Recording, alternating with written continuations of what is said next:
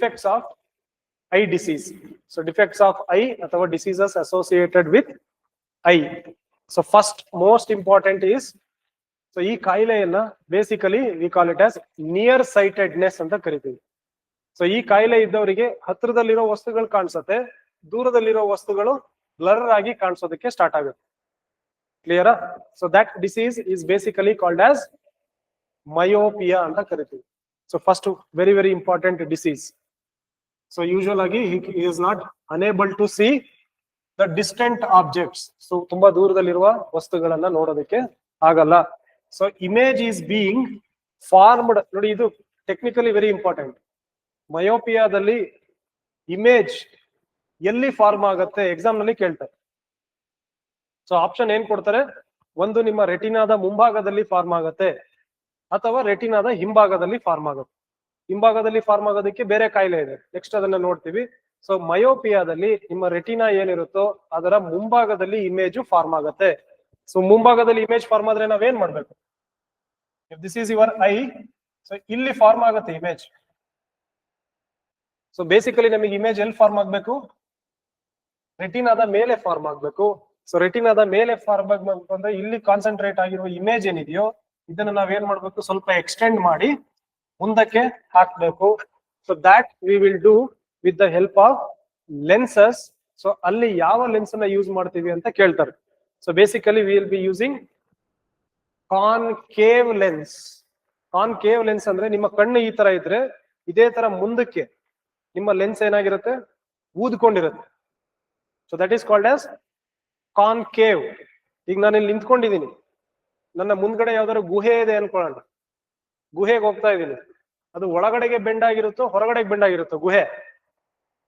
ನೀವೀಗ ನೋಡ್ತಾ ಇದ್ರೆ ಈ ಕಡೆ ಗುಹೆ ಇದೆ, ಗುಹೆ ಇಲ್ಲಿ ಒಳಗಡೆಗೆ ಬೆಂಡ್ ಆಗಿರುತ್ತೋ ಅಥವಾ ಹೊರಗಡೆಗೆ ಬೆಂಡ್ ಆಗಿರುತ್ತೋ? ಒಳಗಿರೋದ್ರಿಂದನೇ ಅದನ್ನ ಏನಂತ ಕರಿತೀವಿ? ಗುಹೆ ಅಂತ ಕರೆಯೋದು. ಕರೆಕ್ಟ್ ಅಲ್ವಾ? ಒಳಗಡೆ ಬೆಂಡ್ ಆಗಿರೋದ್ರಿಂದ ಗುಹೆ ಅಂತೀವಿ. ಆ ಬೆಂಡ್ ಆಗಿರೋ ಗುಹೆಯನ್ನ ನಾವೇನಂತ ಕರಿತೀವಿ? ಕೇವ್ ಅಂತ ಇಂಗ್ಲಿಷ್ ಅಲ್ಲಿ ಕರಿತೀವಿ. ಕನ್ನಡದಲ್ಲಿ ಗುಹೆ, ಇಂಗ್ಲಿಷ್ ಅಲ್ಲಿ cave. So that is why we are using concave lens. ಈಸಿನಾ? Can you make out the difference between concave and convex lens? So concave ನೆನ್ಪಿಟ್ಕೊಳ್ಳಿ. ನೆಕ್ಸ್ಟ್ ನಿಮ್ಗೆ ಕಾನ್ಕೇವ್ ನ ಉಲ್ಟಾ ಈಸ್ ಕಾನ್ವೆಕ್ಸ್. ಈಸಿನಾ? ಸೊ ನೀವೆಲ್ಲರೂ ಗುಹೆ ಒಳಗೆ ಹೋಗೋದನ್ನ ನೆನ್ಪಿಟ್ಕೊಳ್ಳಿ ಅಷ್ಟೇ. ಒಳಗಡೆಗೆ ಗುಹೆ ಬೆಂಡ್ ಆಗಿರುತ್ತೆ, ಅದಕ್ಕೆ ಅದನ್ನ ಕೇವ್ಸ್ ಅಂತ ಕರೆಯೋದು. ಅಜಂತ, ಎಲ್ಲೋರಾ ಕೇವ್ಸ್. ಯಾಕೆಂದ್ರೆ ಒಳಗಡೆಗೆ ಬೆಂಡ್ ಆಗಿರುತ್ತೆ. ಸೊ ಅದೇ ಶೇಪ್ ಅಲ್ಲಿ ಇರುವಂತ ಲೆನ್ಸ್ ಅನ್ನ ನಿಮಗೆ ಕೊಟ್ರೆ ಕರೆಕ್ಟ್ ಆಗಿ ಇಮೇಜ್ ಬಂದು ಎಲ್ಲಿ ಫಾರ್ಮ್ ಆಗುತ್ತೆ? It will form on your retina. So ಇಲ್ಲಿ ನೆನ್ಪಿಡ್ಬೇಕಾಗಿರೋದು 2 point, 3 points. One is what is myopia? Nearsightedness, ಹತ್ರದ್ ಕಾಣುತ್ತೆ, ದೂರದ್ ಕಾಣಲ್ಲ. ಸೊ ಇಮೇಜ್ ಎಲ್ಲಿ ಫಾರ್ಮ್ ಆಗುತ್ತೆ? ರೆಟಿನಾದಿಂದ ಮುಂದೆ ಫಾರ್ಮ್ ಆಗುತ್ತೆ. ಸೊ ಯಾವ ಲೆನ್ಸ್ ಅನ್ನ ಯೂಸ್ ಮಾಡ್ತೀರಾ? ಕಾನ್ಕೇವ್ ಲೆನ್ಸ್ ಅನ್ನ ಯೂಸ್ ಮಾಡಿ.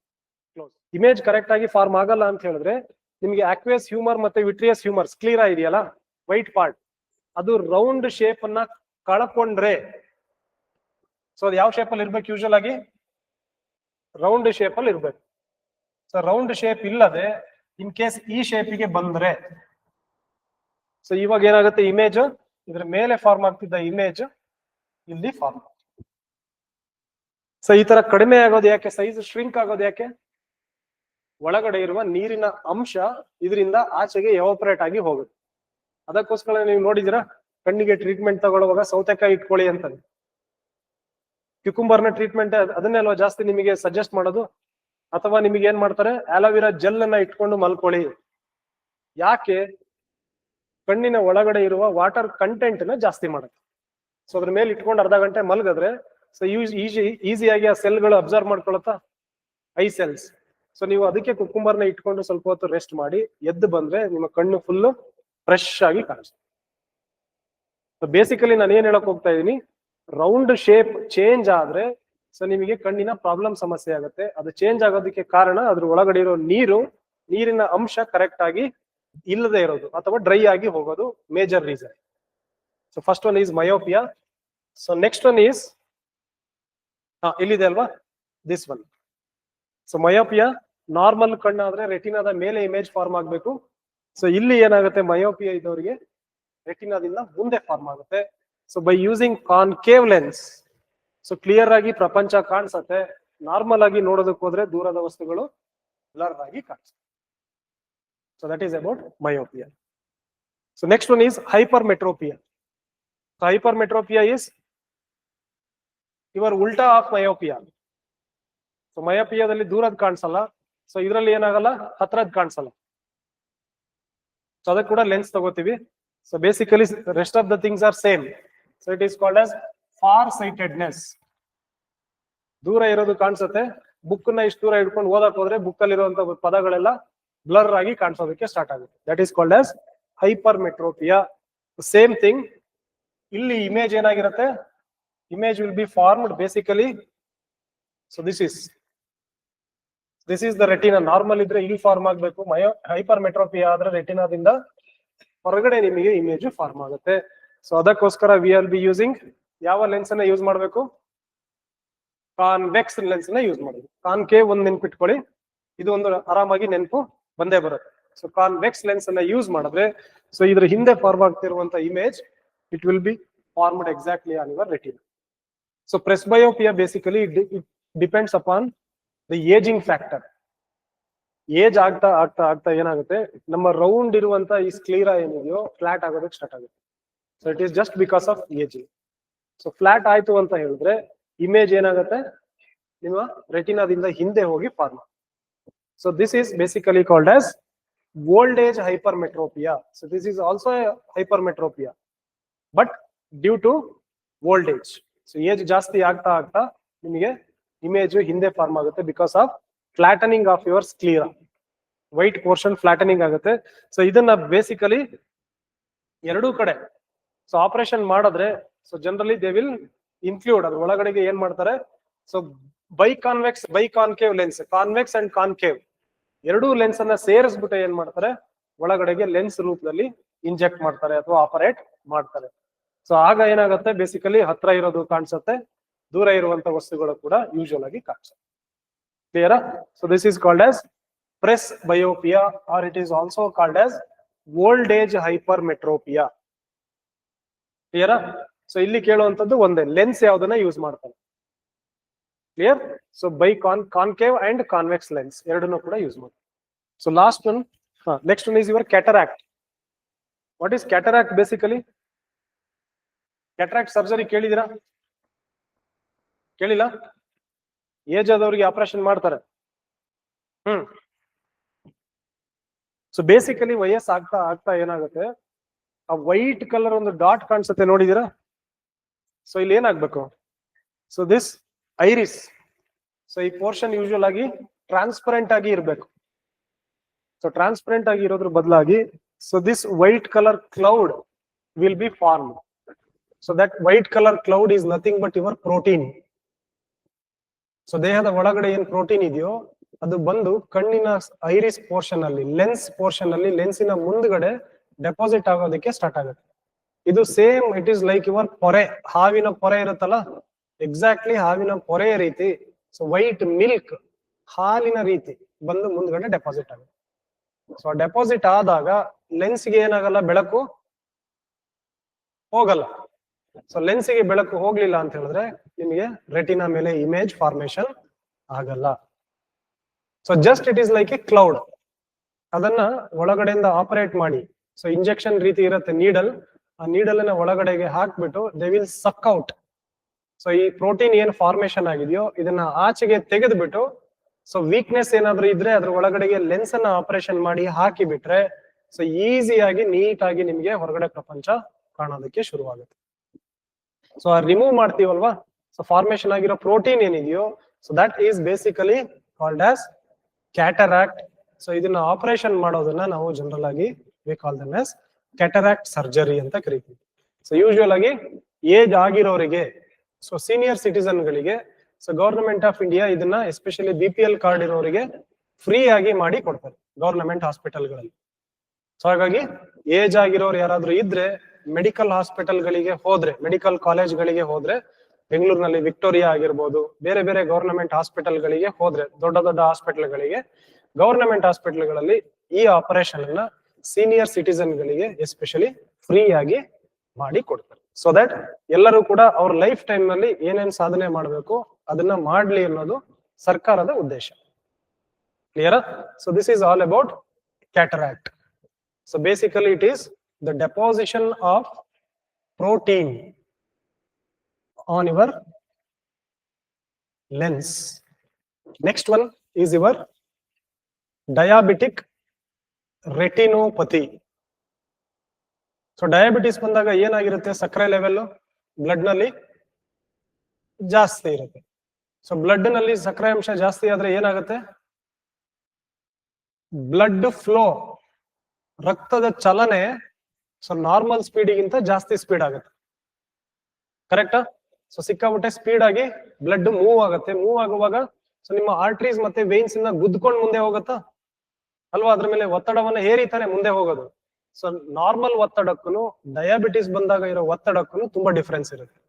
ಸೊ ಆವಾಗ ಏನ್ ಮಾಡುತ್ತೆ, ಸೊ ರಕ್ತದ ನರಗಳ ಮಧ್ಯೆ ಹೋಗುವಂತ ರಕ್ತ ತುಂಬಾ ಸ್ಪೀಡ್ ಆಗಿ ಹೋಗೋದ್ರಿಂದ ಸೊ ಈ ವೇನ್ಸ್ ಏನಿರುತ್ತೋ ನಿಮ್ಮ ಕಣ್ಣಿನ ಮೇಲ್ಗಡೆ ಕೂಡ ಸೊ ರಕ್ತದ ನರಗಳು ಇರ್ತವಾ, 100% ಇರ್ಲೇಬೇಕಾ? ಸೊ ಆರ್ಟ್ರೀಸ್ಗಳು ಕಣ್ಣಿನ ಮೇಲೆ ಕೂಡ ಇರ್ಬೇಕು. ಆ ಆರ್ಟ್ರಿಗಳು ಬರ್ಸ್ಟ್ ಆಗತ್ತೆ. It is because of diabetes. So ಕಣ್ಣಿನ ಮೇಲೆ ಕಣ್ಣಿಗೆ ಬ್ಲಡ್ ಅನ್ನ ಸಪ್ಲೈ ಮಾಡುವಂತ ಆರ್ಟ್ರೀಸ್ಗಳು ಅಥವಾ ಕೆಪಿಲರಿಗಳು ಬರ್ಸ್ಟ್ ಆಗೋದನ್ನ we call them as diabetic retinopathy. So ಈ ರೀತಿ ಕಾಣಿಸುತ್ತೆ basically. So this is your normal eye. So normal ಕಣ್ಣು ನೋಡೋದಕ್ಕೆ ಹೆಂಗ್ ಕಾಣಿಸುತ್ತೆ, ಸೊ ನರಗಳೆಲ್ಲ ಹರಡ್ಕೊಂಡಿರತ್ತೆ. ಸೊ ಡಯಾಬಿಟಿಸ್ ಬಂದಿದ್ದವರಿಗೆ ಕಣ್ಣಿನ ಒಳಗಡೆ ಬ್ಲಡ್ ಒಂದೊಂದು ಹನಿಗಳು ಬ್ಲಡ್ ಕಣ್ಣಿನ ಮೇಲ್ಗಡೆ ಸ್ಪ್ರೆಡ್ ಆಗಿರುತ್ತೆ. ಸೊ ಈ ಸ್ಪ್ರೆಡ್ ಆಗೋದ್ರಿಂದ ಇರಿಟೇಷನ್ ಆಗುತ್ತೆ ಕಣ್ಣು. ಇರಿಟೇಷನ್ ಆಗೋದ್ರಿಂದ ಸೊ ಡಯಾಬಿಟಿಕ್ ಬಂದಿದ್ದವರಿಗೆ ಕಣ್ಣು ಯೂಶುವಲ್ ಆಗಿ ತುಂಬಾ ಕೆಂಪಾಗಿ ಇರುತ್ತೆ. So that is because of diabetes. So this process is basically called as diabetic retinopathy. ಕ್ಲಿಯರಾ? ಸೊ ಅದನ್ನ ಬಿಟ್ರೆ ಕಂಜಂಕ್ಟಿವೈಟಿಸ್. ಐಟಿಸ್ ಮೀನ್ಸ್ ಉರಿ. ನಿಮಗೆ ಅವಾಗ್ಲೇ ಹೇಳಿದಿನಲ್ವಾ, ಸೊ ಕಣ್ಣಿನಲ್ಲಿ ಉರಿ ಯಾಕೆ ಬರುತ್ತೆ? Conjunctiva itis. ಐಟಿಸ್ ಮೀನ್ಸ್ ಉರಿ. ಒಂದು ಡಸ್ಟ್ ಬಿದ್ರೆ ಬರುತ್ತೆ, ಧೂಳು ಬಿದ್ರೆ ಉರಿ ಬರುತ್ತೆ. ಎರಡನೇದು ಬ್ಯಾಕ್ಟೀರಿಯಲ್ ಇನ್ಫೆಕ್ಷನ್, ಮಡ್ರಾಸ್ ಐ ಕೇಳಿದಿರಾ? ಸೊ ಮಡ್ರಾಸ್ ಐ ಬಂದಾಗ ಯೂಶುವಲ್ ಆಗಿ ಏನಾಗಿರುತ್ತೆ, ಕಣ್ಣೆಲ್ಲ ಪೂರ್ತಿ ರೆಡ್ ಆಗಿರುತ್ತೆ. ನಿಮಗೆ ಹಾಕೊಳ್ಳೋದಕ್ಕೆ ಒಂದು ಕನ್ನಡಕವನ್ನ ಕೂಡ ಕೊಡ್ತಾರೆ. ಜಾಸ್ತಿ ಎಲ್ಲೂ ಓಡಾಡಬೇಡಿ, ಸೊ ಗಾಳಿಯಲ್ಲಿ ಓಡಾಡಿದ್ರೆ ಇನ್ನೂ ಕೂಡ ಜಾಸ್ತಿ ಆಗುತ್ತೆ ಅಂತ ಹೇಳ್ತಾರೆ. So for these two reasons conjunctivitis may be caused. ಒಂದು ಪೊಲ್ಯೂಷನ್ ಲೆವೆಲ್ ಜಾಸ್ತಿ ಆದ್ರೆ, ಎರಡನೇದು ಬ್ಯಾಕ್ಟೀರಿಯಲ್ ಇನ್ಫೆಕ್ಷನ್ ಆದ್ರೆ. So especially so Madras eye, so it is caused due to the infection of adenovirus. So viral infection ಆದ್ರೆ ನಿಮಗೆ ಐ ಡ್ರಾಪ್ಸ್ ಕೊಡ್ತಾರೆ, ನೋಡಿದೀರಾ? ಸಿಪ್ಲಾದವ್ರದ್ದು eye drops ಹಾಕೊಳ್ಳಿ ಅಂತ ಕೊಡ್ತಾರೆ. ಸೊ ಐ ಡ್ರಾಪ್ಸ್ ಹಾಕೊಂಡ್ಮೇಲೆ it is basically anti bacterial in nature. So ಅದು ಏನ್ ಮಾಡುತ್ತೆ, ಒಳಗಡೆ ಇರುವ ಬ್ಯಾಕ್ಟೀರಿಯಾವನ್ನ ಅಥವಾ ವೈರಸ್ ಅನ್ನ ಸಾಯಿಸಿ ಹಾಕುತ್ತೆ. ಸೊ ಆಮೇಲೆ ನಿಮ್ಗೆ ಕಣ್ಣು ಸ್ವಲ್ಪ ಸ್ವಲ್ಪನೇ ಕ್ಲಿಯರ್ ಆಗ್ತಾ ಹೋಗುತ್ತೆ. ಸೊ ಅರೌಂಡ್ 10 to 15 days ಮೇಲೆ ಬೇಕು ಒಂದು ಸಲ ಮಡ್ರಾಸ್ ಐ ಬಂದ್ರೆ ಹೋಗೋದಕ್ಕೆ. So that is called as Madras eye ಅಥವಾ ಪಿಂಕ್ ಐ ಅಥವಾ ಕಂಜಂಕ್ಟಿವೈಟಿಸ್ ಅಂತ ಕರಿತೀವಿ. ಆಬ್ಲಿಯೋಪಿಯಾ. ಸೊ ಆಂಬ್ಲಿಯೋಪಿಯಾ ಬೇಸಿಕಲಿ ನಿಮಗೆ ಲೇಜಿ ಐ ಅಂತ ಕರೀತಾರೆ. ನೋಡಿದಿರಾ, ಅಬ್ಸರ್ವ್ ಮಾಡಿದಿರಾ? So this is called as amblyopia. Amblyopia ಬಂದವರಿಗೆ ಒಂದು ಕಣ್ಣು ನಾರ್ಮಲ್ ಆಗಿರುತ್ತೆ, ಇನ್ನೊಂದು ಕಣ್ಣು ಸಣ್ಣ ಆಗಿರುತ್ತೆ. ಸೊ ಇನ್ ಮುಂದೆ ನೀವ್ ಯಾರನ್ನಾದ್ರೂ ಅಬ್ಸರ್ವ್ ಮಾಡಿದ್ರೆ ಗೊತ್ತಾಗುತ್ತೆ, ಎರಡೂ ಕಣ್ಣು ನಾರ್ಮಲ್ ಸೈಜ್ ಇರಲ್ಲ, ಅಥವಾ ಎರಡೂ ಕಣ್ಣು ಚಿಕ್ಕದಿರ್ಬೋದು, ಅಥವಾ ಒಂದು ಕಣ್ಣು ನಾರ್ಮಲ್ ಇದ್ದು ಇನ್ನೊಂದು ಕಣ್ಣು ಚಿಕ್ಕದಾಗಿರುತ್ತೆ ಅಲ್ವಾ? So that is why it is called as lazy ice. ನಾವು ನಿದ್ದೆ ಮಾಡುವಾಗ ಯಾರಾದ್ರೂ ಎದಳ್ಸಿದ್ರೆ ಏನ್ ಮಾಡ್ತೀವಿ, ಪೂರ್ತಿ ಕಣ್ ಬಿಡಲ್ಲ, ಸ್ವಲ್ಪ ಕಣ್ ಬಿಡ್ತೀವಿ because of laziness. So that is why ಈ ಕಾಯಿಲೆಯನ್ನ ಕೂಡ they are called it as lazy eye ಅಥವಾ ಆಂಬ್ಲಿಯೋಪಿಯಾ ಅಂತ ಕರೀತಾರೆ. ಸೊ ನೀವು ಇಲ್ಲಿ ಅಬ್ಸರ್ವ್ ಮಾಡಿದ್ರೆ these are normal eyes, normal ಆಗಿರುವ ಕಣ್ಣುಗಳು. ಸೊ ಇದು ಆಂಬ್ಲಿಯೋಪಿಯಾ ಬಂದಿರುವಂತ ಕಣ್ಣು. ಒಂದು ನಾರ್ಮಲ್ ಸೈಜ್ ಇದ್ರೆ ಇನ್ನೊಂದು ತುಂಬಾ ಚಿಕ್ಕದಾಗಿ ಓಪನ್ ಆಗುತ್ತೆ. So it something like your Chinese eye, ಚೈನಾದವ್ರು ಬಿಡ್ತಾರಲ್ಲ ಅರ್ಧಂಬರ್ಧ, ಆ ತರ ಇದು ಓಪನ್ ಆಗುತ್ತೆ. ಸೊ ಕಂಪ್ಲೀಟ್ ಆಗಿ ಓಪನ್ ಆಗಲ್ಲ. ಸೊ ದಿಸ್ ಮೆಥಡ್ ಅಥವಾ this process is basically, this disease is basically called as amblyopia. Colour blindness ಕೇಳಿದ್ವಿ. ಸೊ ಕಲರ್ ಬ್ಲೈಂಡ್ನೆಸ್ ಮತ್ತೆ ನೈಟ್ ಬ್ಲೈಂಡ್ನೆಸ್ ಎರಡಕ್ಕೂ ಈಗಲೇ ವ್ಯತ್ಯಾಸ ಹೇಳ್ಬಿಡ್ತೀನಿ. ಲಾಸ್ಟ್ ಗೆ ನೋಟ್ಸ್ ತಗೊಳ್ಳಿ ಸಾಕಷ್ಟೇ. ಕಲರ್ ಬ್ಲೈಂಡ್ನೆಸ್ ಅಂತ ಹೇಳಿದ್ರೆ ಬೇಸಿಕಲಿ ನಿಮಗೆ ಕೆಲವು ಕಲರ್ ಗಳನ್ನ ಐಡೆಂಟಿಫೈ ಅಥವಾ ಡಿಫರೆನ್ಶಿಯೇಟ್ ಮಾಡೋದಕ್ಕೆ ಬರಲ್ಲ. ಈಗ ನನ್ನನ್ನ ಕೇಳಿದ್ರೆ ಗ್ರೇ ಕಲರ್ ಅಂದ್ರೆ ಹೇಳ್ತೀನಿ, ಸೊ ಅವರಿಗೆ ಗ್ರೇ ಕಲರ್ ಗೊತ್ತಾಗಲ್ಲ. So they can identify only few colours. So that is basically called as colour blindness. ಇದು ಬರ್ಕೊಂಡಾಗಿದ್ಯಾ? ಡಯಾಗ್ರಾಮ್ ಅಲ್ಲಿ ತೋರಿಸ್ಬಿಡ್ತೀನಿ ನಿಮಗೆ. So this is basically colour blindness. So VIBGYOR ಏನಿದೆಯೋ, violet, indigo, blue, green, yellow, red ಏನಿದೆಯೋ, so ಅದ್ರಲ್ಲಿ ನಡುವೆ ಇರುವಂತ ಕಲರ್ ಡಿಫರೆನ್ಸಿಯೇಷನ್ ಅವ್ರಿಗೆ ಗೊತ್ತೇ ಆಗಲ್ಲ. ಅವರಿಗೆ ಫೈಂಡ್ ಔಟ್ ಮಾಡಕ್ ಹೋಗೋದು ಒಂದು ಅಥವಾ ಎರಡು colour, either it may be yellow, green and blue. ಇದೊಂದು 3 ಕಲರ್ ಐಡೆಂಟಿಫೈ ಮಾಡ್ತಾರೆ ಅಷ್ಟೇ. ಅದ್ ಬಿಟ್ರೆ ರೆಡ್ ಗೊತ್ತಾಗಲ್ಲ, ಬ್ರಿಕ್ ರೆಡ್ ಅಂದ್ರೆ ಗೊತ್ತೇ ಆಗಲ್ಲ. 2-3 ಕಲರ್ ನ ಮಿಕ್ಸ್ ಮಾಡಿ ನಾವು ಒಂದೊಂದು ಕಲರ್ ಕೊಡ್ತೀವಿ, ಲ್ಯಾವೆಂಡರ್ ಕಲರ್ ಅಂತೀವಿ. ಅವ್ರಿಗೆ ಲ್ಯಾವೆಂಡರ್ ಅಂದ್ರೆ ಏನು ಗೊತ್ತೇ ಆಗಲ್ಲ. ಸೊ ಅವರಿಗೆಲ್ಲ ಪ್ರಪಂಚ ಕೂಡ green, yellow, blue. That is called as colour blindness. Night blindness ಏನು ಅಂತ ಹೇಳಿದ್ರೆ, ನಿಮಗೆ ಸ್ವಲ್ಪ ಬೆಳಕು, ಸೂರ್ಯನ ಬೆಳಕು ಕಡಿಮೆ ಆದ್ರೆ ಸಾಕು, ನಿಮಗೆಲ್ಲ ಬ್ಲಾಕ್ ಅಂಡ್ ವೈಟ್ ಅಲ್ಲಿ ಕಾಣೋದಕ್ಕೆ ಸ್ಟಾರ್ಟ್ ಆಗುತ್ತೆ. ನನಗಿಷ್ಟು ಕಲರ್ಫುಲ್ ಆಗಿ, ನಮಗೆಲ್ಲ ನಾರ್ಮಲ್ ಆಗಿ ಕಲರ್ಫುಲ್ ಆಗಿ ಕಾಣಿಸ್ತಾ ಇದೆಯಾ? ಸೊ ಕಲರ್ ಬ್ಲೈಂಡ್ನೆಸ್ ಇದ್ದವರಿಗೆ ಎಲ್ಲವೂ ಡಿಮ್ ಆಗಿ ಕಾಣುತ್ತೆ. ಎಲ್ಲೋ ಒಂಚೂರು ಒಂದೇ ಒಂದು 0 ಕ್ಯಾಂಡಲ್ ಬಲ್ಬ್ ಹಾಕಿದಾಗ ಲೈಟ್ ಬರುತ್ತಲ್ಲ, ಆ ತರ ಕಾಣುತ್ತೆ. But that also they can see only in black and white colour. That is called as night blindness, especially ಕತ್ಲೆ ಆದ್ಮೇಲೆ. So that is the difference between colour blindness and night blindness. ಬರುತ್ತೆ ವಂಶ ಪರಂಪರವಾಗಿ ಕೆಲವರಿಗೆ ಬರುತ್ತೆ. ಸೊ ಅದನ್ನ ನಾನು Mendelian genetics ಮಾಡ್ತಾ ಇದೀನಿ, ಅಲ್ಲಿ ಕಂಪ್ಲೀಟ್ ನೋಟ್ಸ್ ಇದೆ. ಸೊ ಅಲ್ಲಿ ಡಿಸ್ಕಸ್ ಮಾಡ್ತೀನಿ. ಕರೆಕ್ಟಾ? ಅಲ್ಲಿ ಏನ್ ಹೇಳ್ತೀನಿ ಅಂದ್ರೆ, ನಿಮಗೆ ಕ್ಯಾರಿಯರ್ಸ್ ಯಾರಿರ್ತಾರೆ, ತಾತನಿಂದ ಮಗಳಿಗೆ ಬಂದ್ರೆ ಕೆಲವು ಸಲ ಕ್ಯಾರಿಯರ್ ಆಗ್ತಾಳೆ, ಬಟ್ ಅವಳಿಗೆ ನೈಟ್ ಬ್ಲೈಂಡ್ನೆಸ್ ಬರಲ್ಲ. ಆ ಹುಡುಗಿಯನ್ನ ಬೇರೆ ಯಾರಾದ್ರೂ ಮದುವೆ ಆಗಿ ಮಗು ಹುಟ್ಟಿದ್ರೆ ಆ ಮಗುಗೆ ಬರೋ ಚಾನ್ಸಸ್ ಇರುತ್ತೆ. So this is basically genetics in nature. Mendelian genetics ಬಗ್ಗೆ ಮಾತಾಡುವಾಗ ಇವೆಲ್ಲ ಈ ಜೆನೆಟಿಕ್ ಡಿಸೀಸಸ್ ಯಾವ್ದಿದೆಯೋ, ಕಲರ್ ಬ್ಲೈಂಡ್ನೆಸ್ ಇರ್ಬೋದು, ನೈಟ್ ಬ್ಲೈಂಡ್ನೆಸ್ ಇರ್ಬೋದು, ಎಲ್ಲವನ್ನ ಕಂಪ್ಲೀಟ್ ಆಗಿ ಜೆನೆಟಿಕ್ಸ್ ಪಾರ್ಟ್ ಅಲ್ಲಿ ಡಿಸ್ಕಸ್ ಮಾಡ್ತೀನಿ. That is in your Mendelian genetics. Clear? ಅಲ್ಲಿ ಬೇಸಿಕ್ ಕಾನ್ಸೆಪ್ಟ್ ಇಂದ ಸ್ಟಾರ್ಟ್ ಮಾಡ್ತೀನಿ. ವಾಟ್ ಈಸ್ ಜೀನ್ಸ್, ಜೀನ್ ಹೆಂಗೆ ಫ್ಲೋ ಆಗುತ್ತೆ, ಒಂದು ತಲೆಮಾರಿಂದ ಇನ್ನೊಂದು ತಲೆಮಾರಿಗೆ ಹೆಂಗ್ ಬರುತ್ತೆ. ನನ್ನ ಹತ್ರ ಇದ್ರೂ ಕೂಡ ಕೆಲವು ಕ್ಯಾರೆಕ್ಟರ್ಗಳು ಎಕ್ಸ್ಪ್ರೆಸ್ ಆಗಲ್ಲ. ಕಲರ್ ಬ್ಲೈಂಡ್ನೆಸ್ ನಾನು ಕ್ಯಾರಿ ಮಾಡಿರ್ತೀನಿ, ಬಟ್ ನನಗೆ ಕಲರ್ ಬ್ಲೈಂಡ್ನೆಸ್ ಬಂದಿರಲ್ಲ, ನನ್ನ ಮಕ್ಳಿಗೆ ಕಲರ್ ಬ್ಲೈಂಡ್ನೆಸ್ ಬಂದ್ಬಿಡುತ್ತೆ. ಸೊ ಅದೆಲ್ಲ it is related to your genetics. So Mendelian genetics ನಲ್ಲಿ ಡೀಟೇಲ್ ಆಗಿ ಡಿಸ್ಕಸ್ ಮಾಡ್ತೀನಿ. ನ್ಯೂರೈಟಿಸ್, ಐಟಿಸ್ ಮೀನ್ಸ್ ಉರಿ, ನಿಮಗಾಗ್ಲೇ ತೋರಿಸಿದಲ್ವಾ. ಆಪ್ಟಿಕ್ ನ್ಯೂರೈಟಿಸ್ ಅಂತ ಹೇಳಿದ್ರೆ, ಅಥವಾ ಮಲ್ಟಿಪಲ್ ಸ್ಕ್ಲಿರೋಸಿಸ್ ಅಂತ ಅವಾಗ್ಲೇ ಡಿಸ್ಕಸ್ ಮಾಡೋದಲ್ವಾ, multiple sclerosis. So it is same thing. So ನಿಮ್ಮ ನ್ಯೂರಾನ್ಸ್ ನಲ್ಲಿ ಮೇಲ್ಗಡೆ ಇರುವ, this is called as myelin sheath. So this is your neuron. Neuron ನ ಮೇಲಿರುವ ಮೈಲಿನ್ ಶೀತ್ ಏನಿದೆಯೋ, ದಿಸ್ ಇಸ್ ನಾರ್ಮಲ್ ನ್ಯೂರಾನ್, ಆರೋಗ್ಯಕರವಾಗಿರುವ ನ್ಯೂರಾನ್. ಸೊ ಇಲ್ಲಿ ಏನಾಗುತ್ತೆ, ಮಲ್ಟಿಪಲ್ ಸ್ಕ್ಲಿರೋಸಿಸ್ ನಲ್ಲಿ ನಮ್ಮ ಇಮ್ಯೂನ್ ಸಿಸ್ಟಮ್ ಸೀದಾ ಬಂದ್ಬಿಟ್ಟು ಈ ಮೈಲಿನ್ ಶೀತ್ನೆಲ್ಲ ತಿಂದಾಕ್ಬಿಡುತ್ತೆ ಈ ತರ. ಸೊ ಆವಾಗ ಏನ್ ಸಿಗಲ್ಲ, ಲ್ಯೂಬ್ರಿಕೇಶನ್ ನಮ್ಮ ಕಣ್ಣಿಗೆ ಸಿಕ್ಕೋದಿಲ್ಲ. ಸೊ ನಮಗೆ ಅದರಿಂದ ಏನಾಗುತ್ತೆ, ಕಣ್ಣು ಉರಿ ಬರೋದಕ್ಕೆ, ಲ್ಯೂಬ್ರಿಕೇಶನ್ ಇಲ್ಲದೆ ಇರೋದ್ರಿಂದ ಕಣ್ಣು ಬಿಡೋದಕ್ಕೆ ಆಗಲ್ಲ, ಅಂಟಂಟ್ ಆಗುತ್ತೆ ಕಣ್ಣು. Clear? So that is basically called as optic neuritis. Auto immune system, ನಮ್ಮ ರೋಗ ನಿರೋಧಕ ಶಕ್ತಿ ಏನಿದೆಯೋ, so that will mistakenly, by mistake ಆಗಿ it will attack the myelin sheath of the neurons. So ಒಳಗಡೆ ಇರುವ ನರವನ್ನ ತಿಂದಾಕತ್ತೆ. Last one is your night blindness, ಅಥವಾ we call it as nyctalopia. So same thing. So ಇಲ್ಲಿ you can imagine ಅಂತ ಅನ್ಕೋತೀನಿ ಅಲ್ವಾ, ಇದು ಈಸಿಯಾಗಿ ಅರ್ಥ ಆಗುತ್ತೆ. ನೈಟ್ ಹೊತ್ತು ಗಾಡಿ ಓಡಿಸ್ತಾ ಇದ್ರೆ, ನೀವು ವೆಹಿಕಲ್ ಅಲ್ಲಿ ಹೋಗ್ತಾ ಇದ್ರೆ, ನಮಗೆ ನಾರ್ಮಲ್ ಆಗಿರೋರಿಗೆ ಈ ತರ ಕಾಣಿಸುತ್ತೆ. ನೈಟ್ ಬ್ಲೈಂಡ್ನೆಸ್ ಇರೋರಿಗೆ ಈ ತರ ಕಾಣಿಸುತ್ತೆ.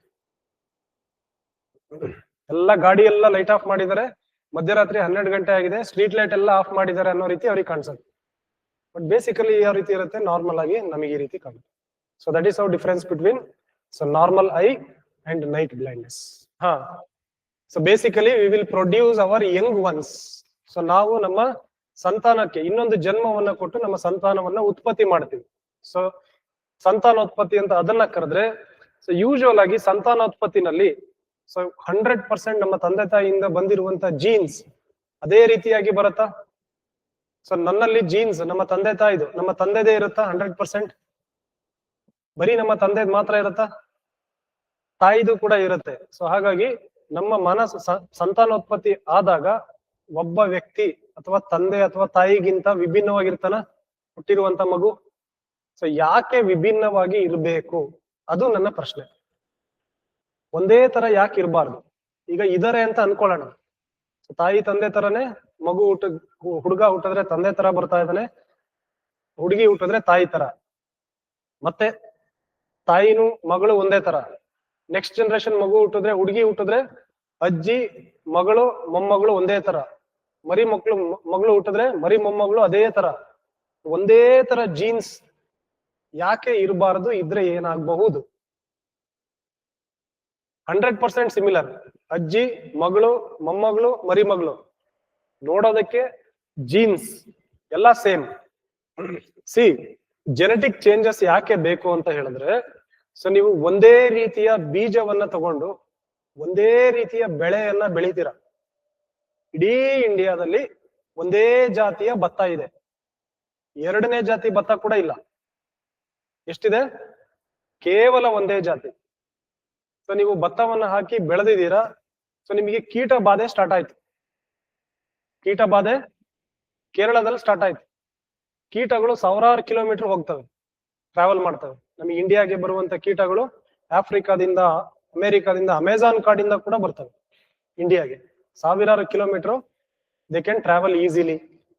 ಸೊ ಕೇರಳದಲ್ಲಿ ಒಂದು ಕಡೆ ನಿಮಗೆ ಭತ್ತದ ಪೈರಿಗೆ ಕೀಟ ಬಾಧೆ ಸ್ಟಾರ್ಟ್ ಆದ್ರೆ ಇಡೀ ಇಂಡಿಯಾದಲ್ಲಿರುವಂತ ಅಷ್ಟು ಭತ್ತಗಳು ಸರ್ವನಾಶ ಆಗಿ ಹೋಗುತ್ತೆ. ಸೊ ಅಲ್ಲಿಗೆ ಭತ್ತದ ಸಂತತಿ ಏನಾಯ್ತು? ನಾಶ ಆಯ್ತು. ಮನುಷ್ಯರಲ್ಲೂ ಸೇಮ್ ಜೀನ್ಸ್, ಒಂದೇ ರೀತಿಯ ಜೀನ್ಗಳು ತಾಯಿಯಿಂದ ಮಗಳಿಗೆ, ತಂದೆಯಿಂದ ಮಗನಿಗೆ, ಮಗನಿಂದ ಮೊಮ್ಮಗನಿಗೆ, ಮರಿ ಮಗನಿಗೆ ಪಾಸ್ ಆಗ್ತಾ ಹೋದ್ರೆ ಕೊರೋನಾ ಬಂದಾಗ ಇಲ್ಲ ಎಲ್ಲಾರು ಬದುಕಿರ್ತಿದ್ವಿ, ಇಲ್ಲ ಅಂದ್ರೆ ಕಂಪ್ಲೀಟ್ ಆಗಿ ಇಡೀ ಇಂಡಿಯಾದಲ್ಲಿ ಭೂಮಿ ಮೇಲೆ ಮಾನವ ಸಂತಾನನೇ ನಾಶ ಆಗಿ ಹೋಗ್ಬೇಕಿತ್ತು. ಯಾಕೆ ಹೋಗಿಲ್ಲ ಅಂದ್ರೆ ಕೊರೋನಾ ಒಬ್ರಿಗೆ ಅಟ್ಯಾಕ್ ಆಯ್ತು, ಇನ್ ಕೆಲವರಿಗೆ ಸ್ವಲ್ಪ ಅಟ್ಯಾಕ್ ಆಯ್ತು, ಇನ್ ಕೆಲವರಿಗೆ ಅಟ್ಯಾಕೇ ಆಗಿಲ್ಲ, ಇನ್ ಕೆಲವರಿಗೆ ಪೂರ್ತಿ ಅಟ್ಯಾಕ್ ಆಗಿ ಸಾಯಿಸಾಕ. ಜೀನ್ಸ್ ಏನಿದೆಯೋ, so that will decide your character, immunity. So ಹಾಗಾಗಿ ನೀವು ಒಬ್ರಿಗಿಂತ ವಿಭಿನ್ನವಾಗಿ ಇದ್ರೇನೆ ಭೂಮಿಯ ಮೇಲೆ ಮಾನವ ಸಂತತಿ ಉಳಿಯೋದಕ್ಕೆ ಸಾಧ್ಯ. ಹಾಗಾಗಿನೇ ಒಬ್ರಿಗಿಂತ ಇನ್ನೊಬ್ರು ಡಿಫ್ರೆಂಟ್ ಆಗಿ ಇರ್ಬೇಕು. ಅರ್ಥ ಆಯ್ತಾ? ಸೊ ಹಾಗಾಗಿನೇ ನಮ್ಮ ಜೀನ್ಸ್ ಕೂಡ ಯಾವಾಗ್ಲೂ ಸಿಮಿಲರ್ ಆಗಿ ಒಬ್ರಿಂದ ಇನ್ನೊಬ್ರಿಗೆ ಸ್ಪ್ರೆಡ್ ಆಗಲ್ಲ, ಸಪ್ಲೈ ಆಗೋದಿಲ್ಲ. ಅದು ಒಂದೇ ಕಾರಣದಿಂದ ಭೂಮಿ ಮೇಲೆ ಮನುಷ್ಯ ಇಲ್ಲಿವರೆಗೂ ಜಾಸ್ತಿ ಹೆಚ್ಚು ಜನಸಂಖ್ಯೆಯಲ್ಲಿ ಬದುಕಿರೋದು. ನೀವು ಅದೇ ಗಿಡಗಳನ್ನ ತಗೊಳ್ಳಿ, ಗಿಡಗಳು ಒಂದು ಜಾತಿಯ ಗಿಡಗಳು ಒಂದೇ ತರ ಇರ್ತವೆ, ಅವುಗಳ ಜೀನ್ಸ್ ಚೇಂಜ್ ಆಗೋದೇ ಇಲ್ಲ. ನೀವು ಜೆನೆಟಿಕಲಿ ಅದನ್ನ ಹೈಬ್ರಿಡ್ ವೆರೈಟಿ ಮಾಡ್ಲಿಲ್ಲ ಅಂತ ಹೇಳಿದ್ರೆ, so they will remains same. ಒಂದು ಸಲ ಕಾಯಿಲೆ ಬಂತು ಅಂದ್ರೆ ಅದಷ್ಟು ವೆರೈಟಿಗಳು ನಾಶ ಆಗಿ ಹೋಗ್ತವೆ. ಮನುಷ್ಯರಲ್ಲಿ ಏನಾದ್ರು ಆ ರೀತಿ ಆದ್ರೆ ಮನುಷ್ಯರು ಕೂಡ ಕಂಪ್ಲೀಟ್ ಆಗಿ ಸರ್ವನಾಶ ಆಗಿ ಹೋಗ್ತವೆ. ಅದಕ್ಕೋಸ್ಕರನೇ ನಮಗೆ ವೇರಿಯೇಷನ್ ಬೇಕು ಜೀನ್ಸ್ ನಲ್ಲಿ. ಕ್ಲಿಯರಾ?